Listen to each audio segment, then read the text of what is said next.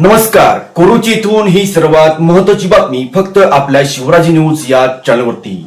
बातम्यांचे latest update जाणून घेण्यासाठी आजच आमचे चॅनल लाईक करा, शेअर करा, सबस्क्राईब करा आणि पाहूया या बातमीचा सविस्तर वृत्तांत. कोरुची येथील सभेत माजी आमदार सुरेशराव हाळवणकर यांनी सानिका आव्हाड यांच्या प्रचारात बोलताना आरोग्याबाबत प्रामुख्याने आपले मुद्दे मांडले.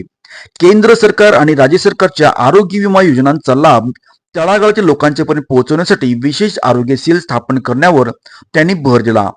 जिल्हा परिषदेच्या माध्यमातून गावातील प्राथमिक आरोग्य केंद्राचे सक्षमीकरण करून तेथे 24 तास डॉक्टर आणि औषधांची उपलब्ध करून देण्याचे आश्वासन दिले.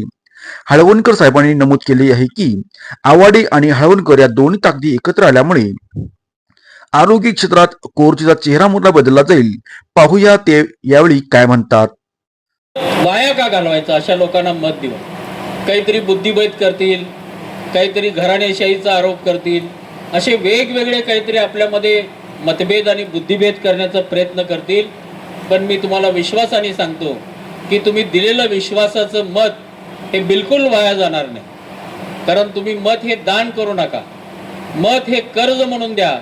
5 वर्षामध्ये तुम्हाला सगळ्यांना हे दोन्ही प्रतिनिधी अशी उत्तम सेवा करतील, भागाची करतील आणि व्यक्तिगत जीवनामध्ये आपल्या पाठीशी खंबीरपणानं उभं राहतील. हा विश्वास भारतीय जनता पार्टीच्या माध्यमातून मी देईन. 5 तारखेचं मतदान हे 9 तारखेला गेलेलं आहे. 7 तारखेला हे अजितदादांचं दुःखद निधन झाल्यामुळं हे 2-3 दिवस मतदानाची वेळ वाढलेली आहे. त्या दिवशी सकाळी गेल्या